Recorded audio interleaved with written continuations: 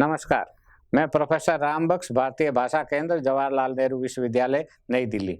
आज हम त्रिशंकु और वापसी कहानी की जो मूल संवेदना है, उस मूल संवेदना को जानने की कोशिश करेंगे।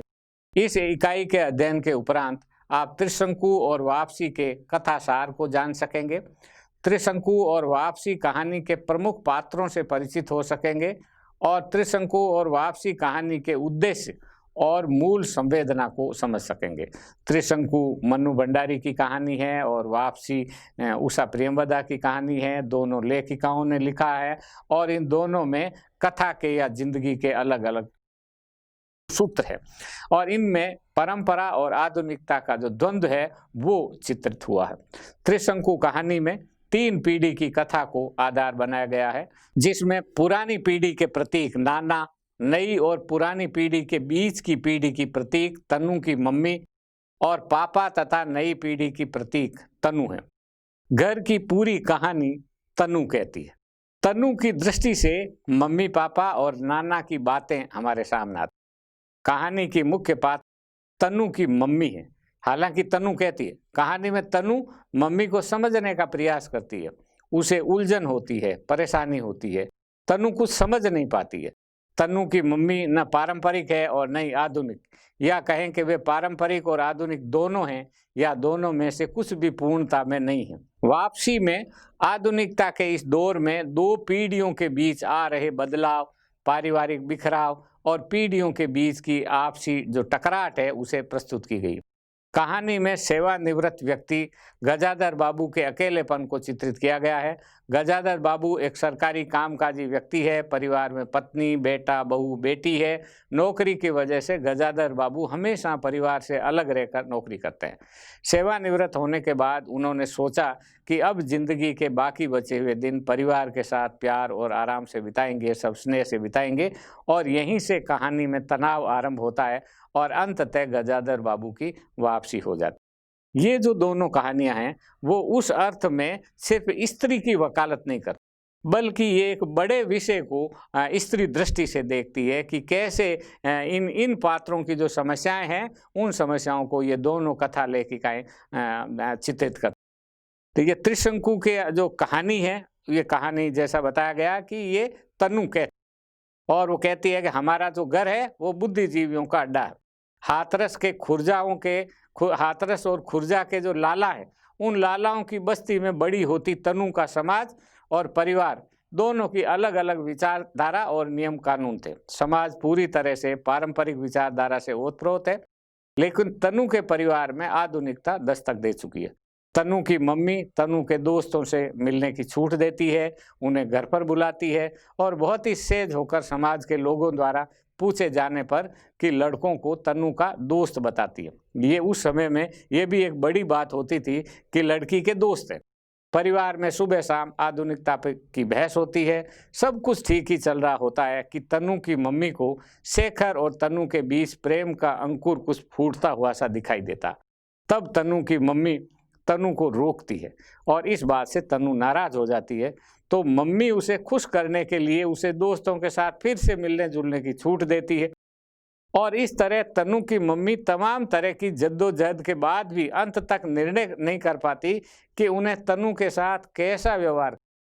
वह तनु जो मम्मी को अपनी सहेली मानती है, वह भी समझ नहीं पाती कि मम्मी कब नाना के रूप में प्रकट हो जाती है और कब अपने रूप में आ जाती है और जिस कारण एक समय के बाद वे मम्मी से दूर हो चल जाती। ये जो माँ बेटी के रिश्ते का जो तनाव है, ये इस तनाव कहानी के केंद्र में।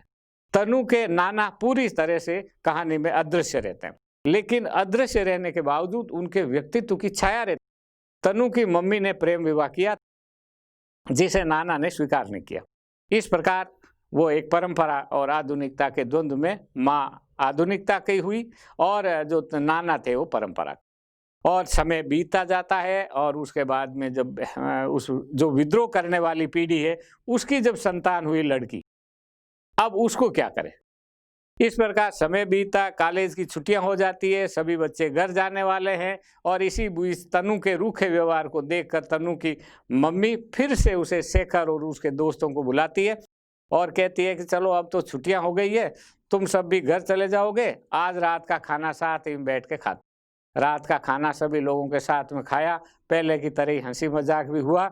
ऐसा माहौल बनाया गया कि जैसे कुछ हुआ ही नहीं। तनु मम्मी के इस रूप को देखकर अंत में फिर से सोचती है कि नाना पूरी तरह से नाना थे, 100%, और इसी से मम्मी को लड़ना कितना आसान हो गया होगा। पर इस मम्मी से लड़ा भी कैसे जाए जो एक पल नाना हो जाती है और एक पल मम्मी हो। इन पीढ़ियों के बीच की टकराट, विरोध के अभाव में ये समूची पीढ़ी त्रिशंकु की तरह लटके हुए उन लोगों की पीढ़ी है जिनसे लड़ पाना कठिन। इस पीढ़ी का कोई स्पष्ट चेहरा दिखाई नहीं देता जिसके द्वारा सही अनुमान लगाया जा सके। कहानी की कथावाचक तनु इन्हीं अंतर विरोधों में फंसी युवा पीढ़ी का प्रतिनिधित्व करती। तो ये एक तरह से कहना चाहिए कि परंपरा और आधुनिकता, विशेष रूप से वैयक्तिक संबंधों को लेकर के जो भाव था, उसकी अभिव्यक्ति इस कहानी में होती। इसके बाद वापसी कहानी, गजाधर बाबू जिस स्थिति में अपने घर परिवार से अलग होकर नौकरी कर चुके हैं, अब वे फिर वर्षों बाद उस घर में आते तो पता चला कि वो वही पुराना जीवन जीना चाहता है, जबकि अब ये संभव नहीं है, क्योंकि जो जीवन बीत गया है वो जीवन हमसे आगे चला गया। हम उस जीवन में उसी रूप में शामिल नहीं कर सकते, और इसीलिए वर्तमान की सच्चाई को स्वीकार कर आगे बढ़ने की कोशिश में जीवन की खुशी और हम सुकून प्राप्त कर सकते हैं। गजाधर बाबू ये स्वीकार नहीं कर पाते। उनकी इस पीड़ा का एहसास उनके परिवार में किसी सदस्य को नहीं होता और वे आत्मपीड़न का शिकार हो जाते हैं, और जिस कारण अपने ही घर में गजाधर बाबू को अकेलेपन का एहसास होता है और परिवार के बीच वे अपने आप को अकेला पाकर पुनः नौकरी पर जाने को निश्चय करते हैं। जिस परिवार के लिए उन्होंने जिंदगी भर नौकरी की, उसी परिवार को वे भार लगने लगे, और यहाँ तक कि पत्नी ने भी पति का साथ नहीं दिया और अकेले गजाधर बाबू को वापस नौकरी पर जाना पड़ा। गजाधर बाबू की वापसी आधुनिक परिवार में टूटते पारिवारिक संबंधों और परिवार में बूढ़े व्यक्ति की स्थिति की झांकी प्रस्तुत करता है। ये सिर्फ स्त्री के दृष्टि से देखा जाता तो संभवतः ये कहानी नहीं लिखी जाती। ये एक ऐसी मानसिकता है कि एक सामान्य संवेदनशील व्यक्ति महसूस कर सकता है, और इसीलिए गजानन बाबू की जो पत्नी है, उस पत्नी की भी जो भावनाएं हैं, उसको इन्होंने बहुत आलोचनात्मक ढंग से उषा प्रेमबदा ने रखा। इसके जो प्रमुख पात्र है, जैसे त्रिशंकु जो कहानी है, इसके जो मुख्य पात्र है, हालांकि मुख्य पात्र हमको तनु के रूप में वर्णन आता है कि तनु अपनी बात कह रही, तनु अपनी पीड़ा कह रही, लेकिन नहीं, इनका जो प्रमुख कहानी का जो मुख्य पात्र है वो तनु के मम्मी पापा, तनु और तनु का दोस्त शेखर, और पुरानी पीढ़ी के प्रतीक नाना जी है। ये तनु युवा पीढ़ी का प्रतिनिधित्व करती है। वह समझ नहीं पा रही है कि उससे मम्मी की पीढ़ी या जो पुरानी पीढ़ी है उससे क्या चाहती। तनु की मम्मी न तो पूरी तरह से आधुनिकता को स्वीकार कर पा रही है और न ही अपनी रूढ़िवादी जो पुरानी परंपरा है इसे अपना भी नहीं पा रही है, छोड़ भी नहीं पा रही, और इसके कारण निर्णय ही नहीं कर पा रही है कि तनु को छूट दे या न दे, या अगर छूट दे तो किस सीमा तक छूट दे।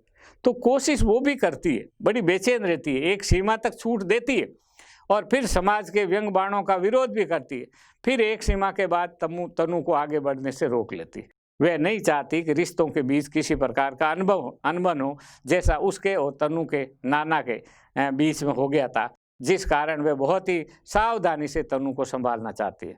लेकिन तनु की मम्मी स्वयं से तनु के लिए सही निर्णय ले पाने के कारण विकल्पहीन कहानी में नजर आती है, और आधुनिक पीढ़ी का प्रतिनिधित्व करने वाली तनु के सामने भी कोई विकल्प नहीं है।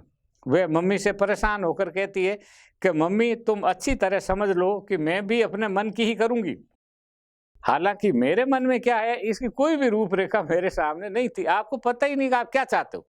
शेखर बहुत ही सहज लड़का है, वह तनु से बात न होने पर बहुत परेशान होता है, जो तनु की मम्मी को अच्छा मेरे सामने नहीं थी कि वो बुरा लगे, इसलिए वे शेखर पर रुक रुक कर प्यार बरसाती है जिससे वे टूट न जाए।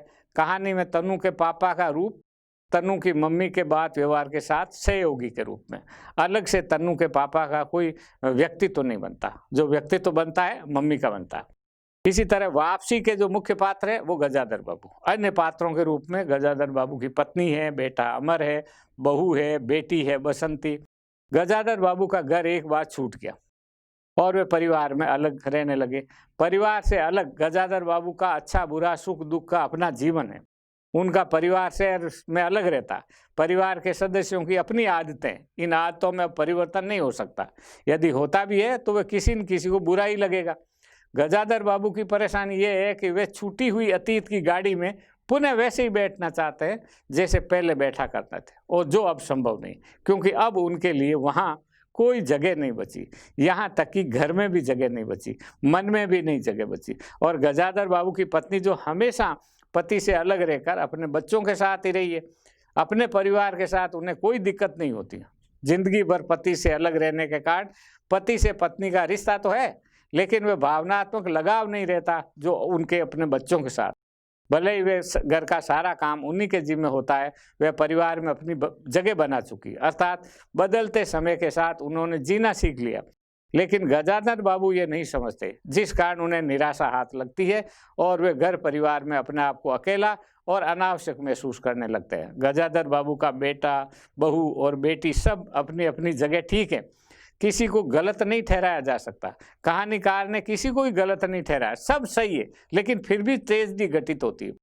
और इसीलिए वापसी जो कहानी है वो ट्रेजिक कहानी, करुणा कहानी है, और करुणा गजाधर बाबू के लिए उत्पन्न होती है। गजाधर बाबू ने जिन लोगों के लिए पैसा कमाया, सुख सुविधाएं प्रदान की, वे बदले में कुछ नहीं कर पाते। सब अपनी अपनी जगह सही है, लेकिन इस सबसे सही होने से गजाधर को क्या मिला? कुछ भी नहीं। संबंधों में आया ये बदलाव माँ बाप, पुत्र पुत्री, भाई बहन, पति पत्नी, प्रेमी प्रेमिका आदि रिश्तों के बीच विविध स्तरों पर देखा जा सकता है। गजाधर बाबू की पत्नी नई पीढ़ी के साथ रहते हुए समझौता कर लेती है, लेकिन वह अपनी पारंपरिक विचारधारा की मान्यताओं से निकलकर आधुनिक नहीं बनती, जिसकी शिकायत वे मौका मिलने पर ही पति गजाधर बाबू से करती है। नई पीढ़ी अपने ही लोगों के प्रति संवेदनहीन होती जा रही है। पारिवारिक और सामाजिक जिम्मेदारियों को वहन करने में वो कतरा रही है। गजाधर बाबू का बेटा अमर कहता है, बूढ़े आदमी हैं, अमर भुन भुनाए, चुपचाप पड़े रहो, हर चीज में दखल देने क्यों देते हो? बेटे की बातों का माँ भी समर्थन करती है, क्योंकि वे जानती है कि उन्हें पति के साथ नहीं, बहू बेटे के साथ ही रहना। गजाधर बाबू आधुनिक और पारंपरिक मूल्यों के बीच अपने आप को व्यवस्थित नहीं कर पाते और अंत में घर से वापसी का निर्णय कर नौकरी पर लौटना ही उचित समझते हैं। ये कुल मिला करके ये इनकी कहानी है, और कहानी के दोनों पात्रों का सार तत्व है, और जिसे हम कथानक के माध्यम से और इन चरित्रों के परिचय के माध्यम से समझ सकते हैं। क्या है उद्देश्य इनका और इनकी मुख्य संवेदना क्या है? क्या कहानीकार कहना चाहता है? त्रिशंकु कहानी में तनु कहानी कहती है, अपनी बात कहती है, और कहानी के यथार्थ को तनु की आंखों से दिखाएगा। जो भी जिन घटना घटित होती है वो तनु देखती है, तनु बताती, परंतु वो तनु अपनी बात नहीं करती। ये तनु की कहानी है ही नहीं, और यही इस कहानी का सौंदर्य भी। कहानी तनु की मम्मी की है, इसलिए कहानी के जो मुख्य पात्र है वो तनु ना होकर तनु की मम्मी है, जो कभी मम्मी बनती है तो कभी नाना बन जाती है, और कभी उनमें सारा समाज बोलने लगता है तो कभी वे स्वयं बोलने लगती है। कभी वे आज़ादी देती है और कभी नियंत्रण रखने लगती है। वे स्वयं नहीं जानती कि वे क्या चाहती है और कितनी आज़ादी देना चाहती है या बिल्कुल नहीं देना चाहती। अगर वो बिल्कुल आज़ादी नहीं देना चाहती तो वो परंपरागत नाना की तरह से हो गए। अगर वो आज़ादी देना चाहती है लेकिन फिर रुकती है तो ये स्त्री शंकु में पहुँच गए। इसी कारण पुरानी पीढ़ी और नई पीढ़ी का जो संवाद है वो बिखर बिखर जाता, हर बार टूट जाता। कोशिश करते हैं, पुरानी पीढ़ी भी इस संवाद को बचाए रखने की कोशिश करती है, कभी कभी सफल भी होती है, परंतु अपने संस्कारों के कारण उस संवाद को वो बनाए नहीं रख पाती। ये एक दिक्कत है। उनकी भी अपनी एक ट्रेजेडी, उनकी भी अपनी एक, तनु की मम्मी की भी अपनी समस्या है। त्रिशंकु देश की स्वाधीनता के बाद तेजी से विकसित होती उस पीढ़ी की कहानी है जो गर्व से अपने आप को बुद्धिजीवी कहलाती है। ये वह पीढ़ी है जो प्रेम, विवाह, आधुनिकता और संपूर्ण मूल्य दृष्टि को लेकर न तो पुरानी भारतीय परंपरा को छोड़ पा रही है, न नए जीवन मूल्यों को अपना पा रही है। ये पीढ़ी नई मान्यताओं को अपनाना चाहती है लेकिन पुरानी मान्यताओं को छोड़कर नहीं पा रही, और इस कारण नई पीढ़ी गहरे अंतर्द्वंद के शिकार रहती है। उसका लालन पालन इस अंतर्द्वंद में होता। समस्या पुरानी पीढ़ी की है, लेकिन जो परेशानी झेलनी पड़ रही है वो तनु को झेलनी पड़ रही है। समस्या मम्मी की है, तनु की मम्मी की है, और इसीलिए त्रिशंकु स्त्री द्वारा लिखी गई प्रथम प्रेमानुभव की कहानी। पहला प्रेम जो तनु का होता है, त्रिशंकु कहानी का ताना बाना आधुनिकता को केंद्र में रखकर बुना गया, और जिस घर में आधुनिकता का समर्थन हर बार होता हो, अगर कोई मेहमान आ गए तो उनके सामने जो चर्चा होती है तो वे आधुनिकता की बातें हो जाती है, और वो सिर्फ पहनावे और छुरी कांटे तक ही सीमित नहीं। इन बहसों में लीक छोड़कर कुछ नया करने की बहुत बातें सुनाई पड़ती है, जैसे शादी को यहाँ बर्बादी के तौर पर पेश किया जाता है, विवाह संस्था में पति पत्नी का संबंध नकली और ऊपर से थोपा हुआ ही हो सकता है। इनकी बहस है तो ऐसा लगता है कि आधुनिकता अपने चरम सीमा पर पहुंच सकी है और 1-2 तलाक तो हो ही जाएंगे। लेकिन जैसे जैसे आपसी बातचीत स्पष्ट होती है, ये अपने यथार्थ जीवन में पूरी तरह अपने संस्कारों में बंधे हुए होते हैं, जिस कारण इन्हें अपनी परंपरा और संस्कारों से मुक्ति नहीं मिल पाती, और संभ्रांत परिवार की बौद्धिकता प्रदर्शन भी धन संपत्ति के प्रदर्शन की तरह ही हावी होता है। तन्नू की मम्मी वो नारा तो ये देती है कि मुक्त रहो और मुक्त रखो, लेकिन कितना मुक्त रखो, और बेटे को मुक्त रखो, बेटी को भी मुक्त रखो। और यहाँ पर प्रश्न आता है कि बेटी का, क्योंकि सारी नैतिकता, मानवीयता, परंपरा और संस्कार का जो प्रश्न है वो पुत्री के साथ, बेटी के साथ जुड़ता है, और इसीलिए ये संकट आता है कि अब इन बच्चों का लालन पालन हम कैसे करें। वो लालन पालन करना आता नहीं, और इसलिए इन्होंने जो आधुनिकता, हमारे हिंदी साहित्य में जब आधुनिकता का पदार्पण हुआ और नई कहानी, नई समीक्षा का जब दौर शुरू हुआ, उस समय परिवार के भीतर जो नयापन है उसकी कैसे अभिव्यक्ति हो सकती है, उसके बारे में उन्होंने देखा कि किस तरह से जो तन्नू की मम्मी है वो बेटी के को नियंत्रित कैसे करे, बेटी का, उसके जो लड़के जो दोस्त हैं उनके साथ में किस तरह का मुक्त रखें, कितना न रखें। मोहल्ले वाले जब बात करते हैं तो अजीब तरह की शंकाएं उनके मन में पैदा होती है। जब मोहल्ले वाले बात कहते हैं तब तो ठाठ से वो जवाब दे देती, क्योंकि तब उनके पास में आधुनिकता का मामला रहता है। लेकिन कई बार ऐसा होता है कि आप एक बार बाहर से संघर्ष करके चुप रह जाते हो, लेकिन वो बात आपके मन में घर कर जाती है, और इसीलिए मम्मी फिर एकदम से भड़क उठती है कि तुमको हमने छूट दी, आज़ादी दी, तो ये इसका ये मतलब नहीं है कि तुम इसे उच्छृंखलताएं करो। ये जो भावनाएं हैं ये इसमें बार बार हमें देखने को मिलती है। तो वो गुस्से में कहती है कि जितनी इनको आज़ादी दो उतने ही वो पैर पसारने लगती है, शंका आने लगती है, चरित्र के बारे में शंका आती है, और कहती क्या, बीते भर की लड़की और कर्तव्य देखो इनके, जितनी छूट दो उतने पैर पसारते जा रहे, इसके एक झापट दूंगी तो सारा रोमांस जड़ जाएगा 2 मिनट में। अब ये जो वक्तव्य है, ये सारा वक्तव्य जो पारंपरिक दृष्टि है उस पारंपरिक दृष्टि से दिया हुआ व्यक्तित्व है, और एक टर्म से जो ये बोल रही है, तो जिसको एक परंपरागत व्यक्ति इसी तरह से बोलता है कि रोमांस और प्रेम और आपस की दोस्ती और लड़कों के साथ उठना बैठना ये अच्छी बात नहीं होती, इसी स्तर पर कहानी किसी बाहर नहीं निकलती, यहीं तक ही रहती है। वह स्त्री जिसने स्वयं प्रेम विवाह किया था, वह स्त्री जिसने अपने पिता से संघर्ष किया था, यानी नाना से संघर्ष किया था, और जिसका लालन पालन आधुनिकता के खुले माहौल में हुआ था। लेकिन वही स्त्री जब बेटी के साथ में आता है तो उसके बाद में वो छूट नहीं देनी चाहती, और इसीलिए बीच बीच में वो बुरा भला कहती है, कभी नाराज हो जाती है, कभी कभी कुछ हो जाती है। ये जो वर्णन है, वो जो छूट है, ये छूट भी छूट नहीं, इतने देर तक तुमको छूट है और फिर जो ही आप आगे बढ़े त्यों ही वो खींच लिया।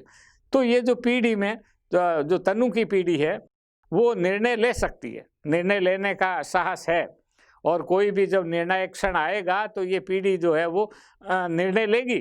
लेकिन ये जो बीच वाली पीढ़ी है जिसने पहला संघर्ष किया था, उसकी क्या हालत है। और स्त्री लेखिका होने के कारण मन्नू भंडारी ने स्त्री मन और प्रेम के सहज एहसास को चित्रित किया है। बहुत ईमानदारी से कहूँ तो अपने होने का पहला एहसास बड़ा रोमांचक लगा, और मैं अपनी ही नज़रों में नई हो उठी, नई और बड़ी। ये वर्णन तन्नू का है। अजीब सी स्थिति थी, जब वे फबतियाँ कसते तो मैं गुस्से से भन्ना उठती, हालांकि उनकी फबतियों में अशिष्टता कहीं नहीं थी तो केवल मन को सहलाने वाली एक चुहल। तन्नू के मन में प्रेम रूपी भावनाओं का जो जन्म हो रहा था, और जिस कारण हवा में उछाले गए रिमार्क मन को सहलाने वाले लगते थे। ये एक तरह से ये जो पंक्तियां हैं वो एक स्त्री लेखिका ही लिख सकती है, क्योंकि इसकी तो अभिव्यक्ति ही नहीं होती, और बहुत बारीक तरीके से उन्होंने पात्र को देखा। तो इसीलिए त्रिशंकु कहानी में बनावटी जो यथार्थ है उस बनावटी यथार्थ की पुष्टि होती। तनु की मम्मी का तनु का से जो खुला माहौल मुहैया कराया है, तो जिसमें जो सुनता वही कहता, वाह ये हुई ना कोई बात, आपका बड़ा स्वस्थ दृष्टिकोण है चीज़ों के प्रति। वरना लोग बातें तो बड़ी बड़ी करेंगे पर बच्चों को घोंट कर रखेंगे, और जरा सा शक सुबह हो जाए तो बाकायदा जासूसी करेंगे। और मम्मी इस प्रशंसा से निहाल होती हुई कहती, और नहीं तो क्या, मुक्त रहो और बच्चों को मुक्त रखो। हम लोगों को बचपन से ये मत करो, वहाँ मत जाओ, ये करो, कितना बांधा गया था। हमारे बच्चे तो कम से कम इस घुटन के शिकार ना हो। ये तनु की मम्मी कहती। लेकिन उसका जो खुद का व्यवहार है वो फिर उसी तरह से देता, और वो ही उसको रोकती है, लेकिन एक सीमा। नई पीढ़ी का जो प्रतिनिधित्व करने वाली तनु है, वो अपनी मम्मी से स्वतंत्रता की मांग करती रहती है। वे हंसकर कहती है, मम्मी तुम भी कमाल करती हो, अपनी जिंदगी को लेकर तुमने सपने देखे, और मेरी जिंदगी के सपने भी तुम ही देख डालो, कुछ सपने मेरे लिए भी छोड़ दो। ये एक अजब तरह का कि बच्चों के लिए जो सपना है वो माता पिता आमतौर से देख लेते हैं, मेरा बच्चा डॉक्टर बनेगा, मेरा बच्चा ये बनेगा, मेरा बच्चा ये करेगा। तो मेरे बच्चे से भी तो पूछ लो वो क्या बनना चाहता, वो क्या चाहता। और इसीलिए एक बारीक तरीके से यहाँ पर एक ये वक्तव्य आ गया कि मैं मम्मी अपनी ज़िंदगी का लेकर तुमने सपने देखे, और नाना से तुमने लड़ाई की, संघर्ष किया, अपना जीवन खुद बिताया, और मेरे सपने भी तुम ही देख लोगी तो मैं क्या देखूंगी। ये जो आधुनिकता की झलक, तथाकथित आधुनिकता की झलक है, और ये हमको आज की जो युवा पीढ़ी है वो पुरानी पीढ़ी से इस पॉइंट पर, इस बिंदु पर वो टकराती। और कहानीकार का स्वर ये भी है कि वो ये कहना चाहती है कि पुरानी पीढ़ी के लोगों को समझ लेना चाहिए कि जैसे हम पिछली पीढ़ी से अधिक समझदार थे, हमारी जो आगे वाली पीढ़ी है वो हमसे अधिक समझदार है। तभी तन्नू मम्मी से कहती है कि मम्मी जो काम आप 25 वर्ष में करने को सोचती थी, वे काम हम 15 वर्ष की उम्र में ही कर देंगे। आज की युवा पीढ़ी विचारों से पूरी तरह खुल गई है, जिस पर पुरानी पीढ़ी के लोग बार बार पर्दा डालने की कोशिश करते हैं। आपको समय लगता है, आपने जो किया काम अच्छा किया, बड़ा किया, लेकिन हम थोड़ा जल्दी करना चाहते हैं, इसमें क्या बात है। आगे तन्नू के द्वारा ये कहना, मम्मी को जो चलेगा वे गिरेगा भी, और जो गिरेगा वे उठेगा भी, और खुद ही उठेगा, उसे किसी की जरूरत नहीं है। तनु मम्मी की वास्तविकता को अच्छी तरह से जानने लगी। अब इस पूरी कहानी के अंदर हमको ये देखने को मिलता है कि किस तरह से दो पात्रों के बीच में जो नया पात्र होता है वो अजनबी होता है। वो समझना, नाना को समझ में नहीं आया कि तनु की मम्मी क्या सोचती है, और इसीलिए उन्होंने विरोध किया, और विरोध किया तो उनको ये बिल्कुल विश्वास नहीं था कि ये विद्रोह कर देगी और वो अपने हिसाब से प्रेम विवाह करेगी, उनको पता नहीं था। इसी तरह से तनु की मम्मी को भी ये नहीं पता है कि ये क्या करेगी लड़की, और हालांकि उस लड़की को भी नहीं पता कि मैं क्या करना चाहती हूँ। वो तो इसलिए कि जो हमारा हमेशा जो भविष्य का जीवन होता है वो विस्मय में ही रहता, मालूम नहीं होता, जिंदगी हमको जहाँ ले जाती। लेकिन इतना तय है कि हम पुरानी पीढ़ी को अच्छी तरह से जान समझ पाते हैं। तनु के द्वारा तनु की मम्मी का जो समझ है, जो विश्लेषण है, जो वो बातें मम्मी के बारे में कहती हैं, उससे ये पता चलता है कि इसको अब काफ़ी कुछ मम्मी समझ में आ गई, और इसलिए वो आम तौर से उसका जो निष्कर्ष ये है कि इनकी जो आधुनिकता है ये ऊपरी, असल में ये परंपरागत है, और उस परंपरा की रक्षा के लिए आधुनिक तर्क देती और आधुनिक लोगों के साथ रहना चाहती, बस इतना ही। और इसलिए ये इनकी जो आधुनिकता है, इस पुरानी पीढ़ी की जो आधुनिकता है, वो आधुनिकता छद्म है, और वो वास्तविक आधुनिकता नहीं है, और वो अपने बच्चों को वो स्वतंत्रता नहीं देना चाहती जिस स्वतंत्रता का उन्होंने संघर्ष किया। जिस समय त्रिशंकु कहानी लिखी जा रही थी, उस समय समाज में फिल्में देखने की मनाही थी, क्योंकि फिल्म में केवल आधुनिकता ही नहीं सिखा रही थी, बल्कि प्रेम के रिश्ते के भी बहुत बारीकियां खोल रही थी, और इसीलिए फिल्म देखना एक बड़ी बात होती। और फिर ये भी कि किसके साथ आप फिल्म देख रहे हो, तो ये कहानी के अंदर भी जिक्र आता है कि चलो आज फिल्म देखने चलते हैं। और इसीलिए कहानी में परंपरा का द्वंद्व, विचारों की आपसी टकराहट के कारण और अन्य सामाजिक समस्याओं को खोलने का काम नई कहानी ने किया, लेकिन खोल नहीं पा रही। नई पीढ़ी पुरानी परंपराओं से त्रस्त है, लेकिन उनके सामने कोई विकल्प नहीं। जो पुरानी परंपराएं पीड़ा दे रही, क्योंकि वो रूढ़ियों के स्तर पर है, लेकिन विकल्प नहीं है। कहानी में तनु कहती है कि मैं अपने मन का करूंगी, लेकिन क्या करेगी उसे खुद पता नहीं। अब ये बड़ा जटिल है, क्या विद्रोह करेंगे, विद्रोह करके क्या करेंगे ये नहीं मालूम। तो जो भी ये नहीं होना चाहिए, माने ये जो पुराना समाज है हम इसका विरोध करते हैं, इसमें ये कमियां, अच्छा ठीक, तो ये विरोध करिए, उसके बाद आप क्या करोगे ये पता देखेंगे बाद में जब परिस्थिति आएगी। तो ये जो विकल्पहीनता है ये एक इतिहास की अनिवार्यता भी है, और इसे हालांकि लेखिका ने बहुत खोल करके नहीं लिखा, लेकिन ये एक द्वंद्व है, एक चीज है जिसकी तरफ ये कहानी, इसलिए ये कहानी किसी निष्कर्ष पर नहीं पहुंचती, एक अधूरी त्रिशंकु में एक जगह बीच में लटका के छोड़ देती। ऐसा भी हो सकता है कि वो पूरी मम्मी बन जाए, मम्मी पूरी नाना बन जाए, ऐसा भी हो सकता है कि वो बिल्कुल आधुनिक बन जाए, ऐसा भी हो सकता है कि विद्रोह उसी तरह का हो और तनु अपना रास्ता ले और ये फिर तनु की मम्मी उसी तरह अकेली और निसहाय हो जाए जैसे नाना रहे थे। ये सारी संभावनाएं उसके अंदर मौजूद है। वापसी जो कहानी है इसमें भी मूल्यों से की जो वापसी है उसमें नए मार्ग की उलझन, क्या आप चाहते हो? अगर परिवार से आप अलग रहे और तो अब आप क्या सोचते हो, बाकी लोगों ने जिंदगी बंद कर देंगे, उनका इंतजार करेंगे कि जब पिताजी अपने सेवानिवृत्ति के बाद आएंगे तब हम अपना जीवन शुरू करेंगे। इस युग में यह वास्तविक यथार्थ है कि परिवार में पुराने मूल्यों के प्रतीक पिता का कोई स्थान नहीं रह गया, उसे किसी भी व्यक्ति का कोई महत्व नहीं रह गया जो बदलती परिस्थितियों से समझौता नहीं कर पाया। पारिवारिक रिश्तों के सभी पहलू स्वार्थपरक हो जा रहे हैं, जिसके कारण परिवार की में नई व्यवस्था पिता के मूल्यों को, उसकी उपस्थिति को स्वीकार ही नहीं कर पा रहे। समाज में जिस पत्नी को आज तक अनुगामी माना जाता रहा है उसका भी रूप बदला। गजानन बाबू की पत्नी ने नए मूल्यों के साथ जीना सीख लिया है। गजाधर बाबू के साथ चलने के लिए कहने पर उसकी पत्नी कहती है मैं चलूंगी तो यहाँ का क्या होगा, इतनी बड़ी गृहस्थी, फिर सयानी लड़की। समाज और परिवार का प्रत्येक संबंध टूट रहा, प्रत्येक व्यक्ति एक दूसरे को अविश्वास की नज़र से देख रहा है। समाज में आए और परिवार में आए इस बदलाव को बहुत बारीकी और सहज भाव से लेखिका ने पकड़ने की कोशिश की।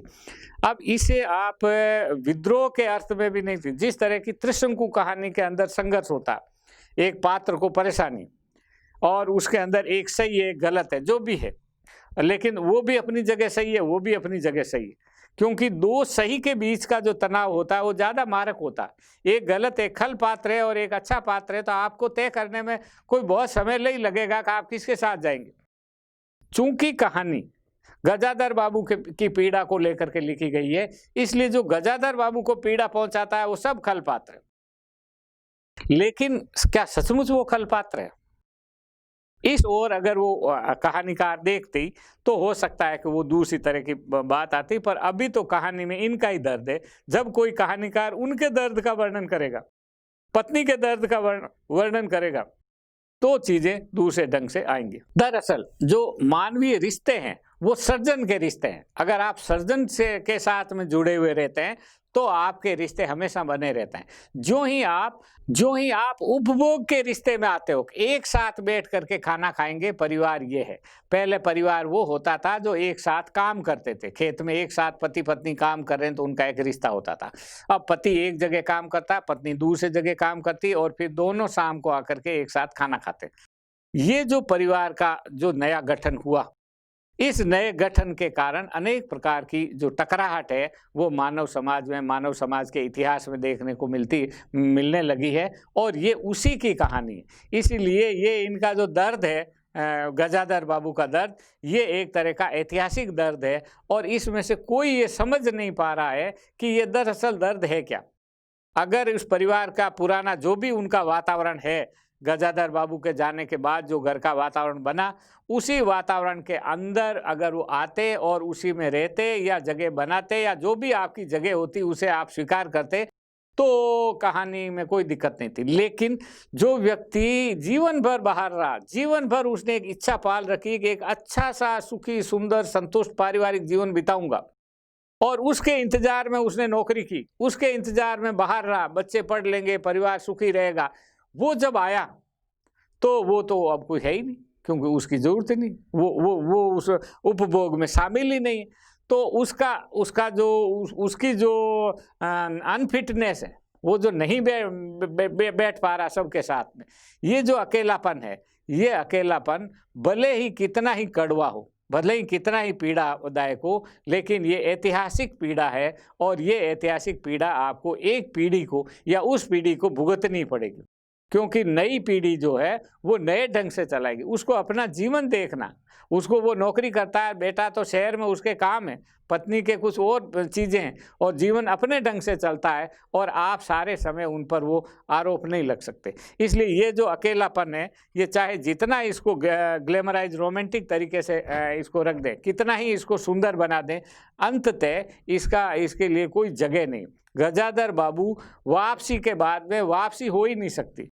उस परिवार में वो उसी तरह से रह सकता है जिस तरह से बाकी लोग रहते हैं, यानी उनकी पत्नी रहती, अन्यथा आप नहीं रह सकते, क्योंकि आपका स्थान बदल गया।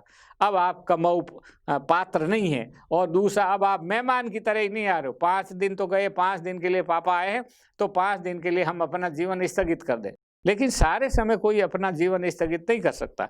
या तो वो सबको साथ लेके चलते और नहीं तो ये नहीं रहता। तो दोनों कहानियों में परंपरा और आधुनिकता का जो अलग अलग रूप है, उन रूपों को चित्रण किया गया। त्रिशंकु में मन्नू भंडारी ने नए मूल्यों का समर्थन किया, अर्थात वे तनु के समर्थन की कहानी है और तनु के मम्मी का व्यवहार की वो आलोचनात्मक नज़र से देखती है, जबकि वापसी में उषा प्रियमवदा परंपरा का पक्ष लेती है और गजाधर बाबू उस परंपरा के प्रतीक है और वो चाहती हैं कि परिवार की परंपरा और मर्यादा का जो पालन है, गजाधर बाबू चाहते हैं होना चाहिए, और उनकी पत्नी और बच्चे इसका जो पालन नहीं कर रहे हैं, ये अच्छा नहीं। तो एक तरह से एक दृष्टि आधुनिकता के पक्ष में है, दूसरी लेखिका उसकी दृष्टि परंपरा के पक्ष में। इस घटना क्रम में उषा प्रियमवदा गजाधर बाबू के साथ है, उनकी पीड़ा को ही वास्तविक मानती है, दूसरों की पीड़ा को मान ही नहीं रही। इस तरह दोनों कहानियों में परंपरा और आधुनिकता की दो अलग अलग छवियां हैं। इसके साथ इन कहानियों में स्त्री की पीड़ा तक अपने आप को सीमित नहीं किया, न स्त्री पात्रों का औचित्य स्थापित किया गया, वरन यथासंभव स्त्री पात्रों की आलोचना भी की। उदाहरण स्वरूप त्रिशंकु में तनु की मम्मी को देखा जा सकता है। तनु की मम्मी का व्यवहार सामान्य नहीं है, वे कभी नाना और कभी वो स्वयं जो बन जाती है और अपने आप का जो औचित्य स्थापित करती रहती है, लेकिन उसका औचित्य लेखिका स्थापित नहीं करती। वो हर बार उसकी आलोचना की नज़र से देखती है। वे आधुनिक बनने का ढोंग रचती है, दूसरी तरफ बिल्कुल पारंपरिक स्त्री की तरह अपने बेटी के प्रेम प्रसंग पर डांटती फटकारती है। और इसी तरह वापसी में गजाधर बाबू की पत्नी अपने पति की पीड़ा को समझ ही नहीं पाती और उनके प्रति उदासीन रवैया अपना लेती। उसको समझ नहीं आता कि इस आदमी को परेशानी क्या है, अच्छा खाता पीता परिवार है, चुपचाप बैठे रहो। ये दो दृष्टियां जीवन की है और जिन्होंने ये देखते हैं कि दोनों लेखिकाएं हर पॉइंट बिंदु पर एक बात तो कहती है कि जो आपसी जो रिश्ता है वो न्याय संगत होना चाहिए, किसी को कष्ट नहीं होना चाहिए, लेकिन वो कष्ट अवश्यंभावी है। और इस ओर भले ही वो दोनों लेखिकाएं ध्यान नहीं देती, लेकिन उनकी दिशा ऐसी कहती है कि ये कष्ट तो आपको होना ही था। गजाधर बाबू को तो ये पीड़ा होनी ही थी, भले ही कितनी ही गलत पीड़ा हो रही हो, लेकिन वही पीड़ा उनके जीवन का सार है। और इसी तरह तनु की मम्मी का भी अपना एक दर्द है और तनु को भी इसी बीच में संघर्ष करना, इसी माँ के साथ में उसे रखना। इस तरह से ये परंपरा और आधुनिकता के रिश्ते को समग्रता में दोनों कहानियों को एक साथ पढ़ने पर हमारे समझ में आता है। इस तरह दोनों कहानियाँ अपने अपने ढंग की बहुत महत्वपूर्ण कहानियाँ हैं जो नई कहानी के दौर में लिखी गई थी।